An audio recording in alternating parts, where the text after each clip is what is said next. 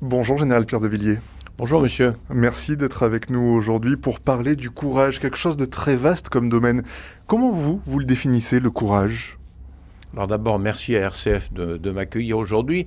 Merci aux entretiens de Valpré d'avoir eu le courage de maintenir l'événement pour l'automne prochain et d'avoir eu cette anticipation de prendre ce thème, parce qu'on s'aperçoit que ce thème du courage revient en première ligne aujourd'hui dans beaucoup de débats et il est essentiel. Alors moi, je suis ni philosophe, ni sociologue, je suis un praticien de l'autorité. Je vais vous parler du courage avec mon expérience. Finalement, il y a deux types de courage. Il y a le courage de la force morale qui fait qu'on va au travail le matin, on se lève, et c'est le courage des tâches quotidiennes. On surmonte en quelque sorte la paresse, l'oisiveté. Et puis il y a le deuxième courage qui est tout à fait d'actualité chez les militaires, c'est le courage d'affronter la mort, le courage de surmonter la peur, la crainte de mourir. Et ça, c'est l'échelon du dessus. Alors ces deux courages ont quelque chose de similaire finalement, c'est qu'ils sont d'autant plus précieux, d'autant plus importants qu'ils vont puiser à la source de l'engagement, des forces morales, des tripes, du cœur, des convictions. C'est très important.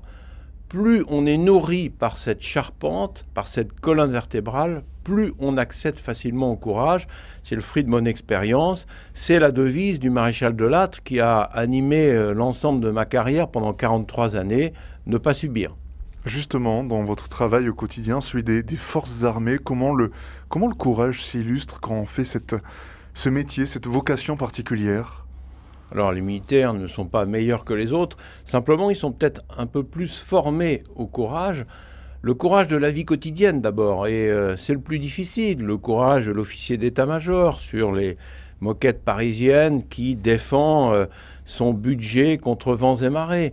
Le courage du mécanicien qui, sur la base aérienne, prépare l'avion. Le courage du radariste sur un bateau qui ne laisse rien échapper pour le renseignement. Le courage du grenadier voltigeur dans l'infanterie qui fait 100 fois le même geste, le drill, pour préparer l'assaut. Finalement, ce courage du quotidien, c'est peut-être le plus difficile. Et le deuxième courage, plutôt que la vie quotidienne, le changement dans l'organisation, dans la transformation, le courage des opérations, le courage de la guerre, par rapport au courage de la paix. Le courage de la guerre, finalement, tous les militaires vous le diront, on a la mission, c'est clair, on sait ce qu'il faut faire, on a les moyens et on est prêt à y aller. Le courage, finalement, de surmonter la crainte, le doute c'est le début de la défaite, le courage d'aller jusqu'au sacrifice suprême. Dans les deux cas, il y a quelque chose qu'il faut noter, c'est que plus le sens apparaît, plus la fierté est là, plus le courage est fort et nourrit l'action. Ça, c'est très important. Aujourd'hui, dans les entreprises, on cherche le sens. Je réponds souvent, il est dans le bon sens.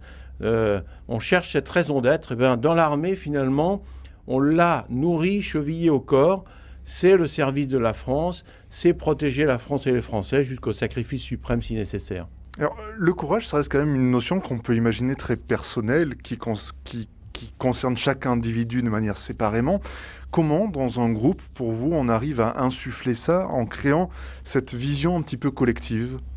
Alors chez nous, on apprend ça le premier jour, tu ne vaux rien sans les autres. C'est consubstantiel au métier militaire, la fraternité, on en parle beaucoup, mais nous, c'est notre métier. Le premier jour, quand je suis arrivé à Saint-Cyr, en septembre 75, on m'a dit, tu vas chez le coiffeur, pas de surprise. Ensuite, on m'a mis en treillis avec des Rangers neuves et ensuite, on m'a fait courir. On était une vingtaine autour d'un bois qui faisait 400 mètres à peu près. Un tour, 2 tours, 10 tours, 20 tours. Et moi, j'étais assez à l'aise, j'étais footballeur en pleine forme, donc je ne craignais pas grand-chose. Sauf que l'instructeur est venu me voir un moment en courant et il m'a dit, toi, t'es bon, tu vas prendre le sac de ton camarade parce qu'on part ensemble, on arrive ensemble. Un sac devant, un sac derrière. J'ai terminé l'exercice au bout de dizaines de tours très éprouvé, au bord de l'épuisement, et presque comme victime d'une injustice, puisque mon camarade, lui, à qui j'avais porté le sac, était moins fatigué que moi. L'instructeur est venu me voir et il m'a dit la chose suivante qui m'a beaucoup marqué. On part ensemble, on arrive ensemble, tu as compris quelque chose d'important aujourd'hui, et garde ça en tête, le camarade auquel tu as porté le sac aujourd'hui, la prochaine fois, c'est lui qui t'aidera dans d'autres circonstances par rapport à tes propres faiblesses. Quand ça rentre par les pieds, c'est plus facile que par la tête. Est-ce que vous diriez qu'il y a des prérequis propres au courage? Est-ce qu'il faut par exemple une certaine forme d'honnêteté pour pouvoir affronter ou avoir du courage, ou est-ce que c'est totalement dénué de liens? Je crois qu'on ne naît pas courageux. On le devient par l'éducation, tiré vers le haut, on le devient par la formation, on le devient par l'expérience. Et dans l'armée, c'est quelque chose qui est très important, d'apprendre à être courageux. Chacun a ses faiblesses, chacun porte en lui ses propres lâchetés. Et donc, ce que je crois important, c'est que dans nos écoles de formation de nos dirigeants, il y a presque ce diplôme du courage, le courage de dire la vérité, le courage de regarder droit dans les yeux, le courage de trancher. Vous voyez, je crois que c'est très important, ça s'apprend et ça mériterait peut-être ce diplôme du courage d'être remis en exergue parce que on ne naît pas courageux naturellement. Pour finir, Général Pierre de Villiers, vous avez, vous, un exemple qui vous a marqué dans votre carrière de courage ? Alors, j'ai eu beaucoup d'anecdotes avec des gens courageux parce que c'est vrai que dans l'armée, c'est une notion très importante. Un jour, j'étais à Gao, 45 degrés, 14 heures. Je fais une adresse aux centaines de soldats qui étaient là. Et à la sortie, un jeune, 3-4 ans de service, de petite taille, un peu timide, vient me voir et me dit « Merci mon général pour vos propos ». Je lui dis « Je suis là pour ça ». Il me dit « Je suis le survivant du véhicule blindé léger qui a sauté sur la mine la semaine dernière. Il y avait eu 2 morts, ses camarades, ils étaient 3. Et il était le survivant, il avait été choqué, traumatisme sonore. On discute, il me raconte et je lui dis « Si vous voulez, je peux vous ramener pour vous faire soigner ». Il me dit « Pas question, je reste, je termine la mission, je veux rester avec mes camarades. J'ai commencé avec eux, je veux finir avec eux ». Un héros des temps modernes. Et dans l'héroïsme, il y a toujours cette part d'inconscience et d'humilité qui est importante. Et puis, lors d'une prise d'armes aux Invalides, d'autres cadres qui récompensaient tous les ans les soldats les plus méritants en opération, j'agrafe la décoration, c'était une valeur militaire, sur la poitrine du jeune en face de moi, 2 ans de service, caporal. Je lui dis « Vous êtes un héros ?» Il me dit « Mon général, pas du tout ». Je n'avais pas tellement l'habitude d'être contredit, c'est bien la première fois que ça m'arrivait.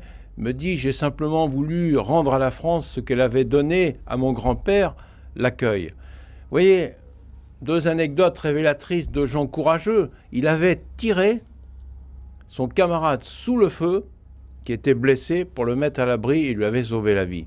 C'était un héros. Eh bien, ces 2 anecdotes de héros montrent que ce qui manque peut-être aujourd'hui pour nourrir ce courage, c'est l'espérance. La jeunesse d'aujourd'hui, pour moi, c'est un signe d'espérance pour la France. Merci beaucoup, Général Pierre de Villiers, d'être venu nous parler du courage aujourd'hui. Merci, monsieur.